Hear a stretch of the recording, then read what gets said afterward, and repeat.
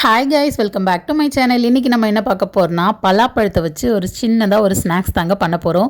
So பலாப்பழத்தை வச்சு இல்லை, so பலாப்பழம் பலாக்கொட்டையை வச்சு நிறைய டிஃப்ரென்ஸ் வந்து பார்த்துருப்பீங்க. ஸோ பலாப்பழ சக்கையை வச்சு நம்ம ஒரு சின்னதாக ஒரு ஸ்நாக்ஸ் பண்ண போகிறோம். ஸோ சாப்பிட்றதுக்கும் கொஞ்சம் நல்லா டேஸ்ட்டாக இருக்கும். ஸோ வாங்க எப்படி பண்ணுறதுன்னு பார்க்கலாம். ஸோ பலாப்பழம் வந்துட்டு நம்ம வாங்குவோம், மோஸ்ட்லி நிறைய பழம் வந்து இருக்காது. ஸோ ஒரு சில இடத்துல வந்து பார்த்திங்கன்னா இந்த மாதிரி சக்கையாக இருக்கும்.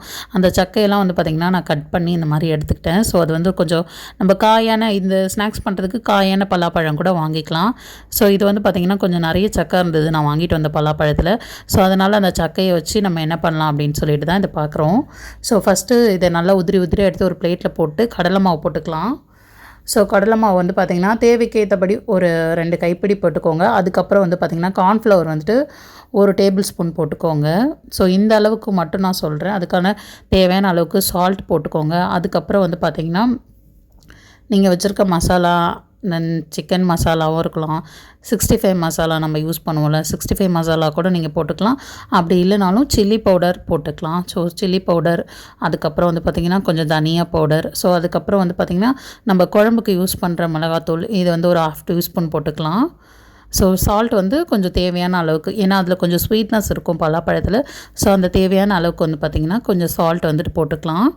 ஸோ இது வந்து கொஞ்சம் நல்லா காரம் சேர்த்துக்கோங்க. அப்போ தான் வந்து பார்த்திங்கன்னா நல்லா கொஞ்சம் ஸ்பைஸியாக இருக்கும் சாப்பிட்றதுக்கு. ஸோ இதெல்லாம் போட்டு நல்லா பிசைஞ்சிருங்க.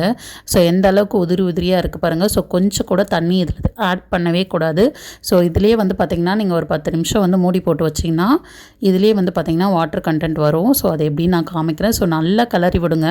மசாலா நல்லா படுற அளவுக்கு சூப்பராக கிண்டி விடுங்க. ஸோ கையால் பிடிச்சி விட்டிங்கன்னா மசாலா அந்த சக்கையில் வந்து நல்லா ஒட்டிக்கும். ஸோ அப்போ தான் உங்களுக்கு சாப்பிட்றப்போ அந்த ஸ்வீட்னஸ் இல்லாமல் கொஞ்சம் காரமாக இருக்கும். நீங்கள் பலாப்பழ காயை எடுத்துக்கிட்டிங்கனாலும் கொஞ்சம் நல்லாயிருக்கும். ஸோ 10 நிமிஷம் மூடி வச்சதுக்கப்புறம் பாருங்கள் எந்த அளவுக்கு அதில் தண்ணி வந்திருக்குன்னு சொல்லிட்டு. ஸோ நம்ம வந்து நல்லா கையால் அழுத்தும் போது நல்லா உருண்டையாக பிடிக்கிது பாருங்கள். ஃபஸ்ட்டு வந்து கொஞ்சம் உதிரியாக இருந்துச்சு, இப்போ நல்லா உருண்டையாக பிடிக்க வருது. ஸோ இப்போ நம்ம வந்துட்டு எந்த அளவுக்கு உதிரியாக இருந்தது, எவ்வளோ அழகாக தண்ணி ஊற்றினா எப்படி இருக்கும், ஸோ அந்த மாதிரி இருக்குது. ஒரு 10 நிமிஷம் மூடி போட்டு வச்சிங்கன்னா இந்த அளவுக்கு கெட்டியாக பிடிக்கிற அளவுக்கு வந்துடும். ஸோ அதை உதிரியாகவே நீங்கள் வச்சுக்கோங்க. கடாய் வச்சு ஆயில் ஊற்றிப்போம். ஸோ கடாயில் எண்ணெய் வந்து நல்லா காஞ்சதுக்கப்புறமா நம்ம எடுத்து வச்சுருக்கிறத வந்து போட்டுக்கலாம். ஸோ இது வந்து நான் எதிர்பார்த்தேன், ஆக்சுவலி இது வந்து போடும் போது நல்லா ஃப்ரை ஆகி வந்துடும் அப்படின்ற மாதிரி எதிர்பார்த்தேன். பட் இது நான் வந்து ஒட்டிக்கும்னு நினச்சேன். பட் நான் ஆயிலில் போட்டதுமே வந்து பார்த்திங்கன்னா தனித்தனியாக பிரிஞ்சுக்கிச்சு. ஸோ மசாலாவும் வந்து பார்த்திங்கன்னா கொஞ்சம் ஆட் ஆகாமல் கொஞ்சம் தனித்தனியாக பிரிஞ்சுக்கிச்சு. பட் நம்ம ரொம்ப நேரம் ஊற வச்சதுனால அதில் மசாலா டேஸ்ட் வந்து இருந்தது. ஸோ அந்த காரம் இருந்துச்சு. ஸோ ஆனாலும் நம்ம பண்ணும் போது வந்து பார்த்திங்கன்னா மசாலாலாம் கொஞ்சம் உதிரியாக ஆன மாதிரி இருந்தது எனக்கு. ஸோ அதுக்கப்புறம் நல்லா குக் பண்ணுங்கள். கொஞ்சம் ஒரு மாதிரி கோல்டன் ப்ரௌன் கலரில் வந்ததுமே வந்து பார்த்திங்கன்னா நீங்கள் வந்து ஸ்டெயின் பண்ணி எடுத்துக்கலாம். ஸோ ஸ்டெயின் பண்ணி எடுத்தப்போ ஒரு மாதிரி வளவலன்னு இருக்கிற மாதிரி தான் இருக்கும்.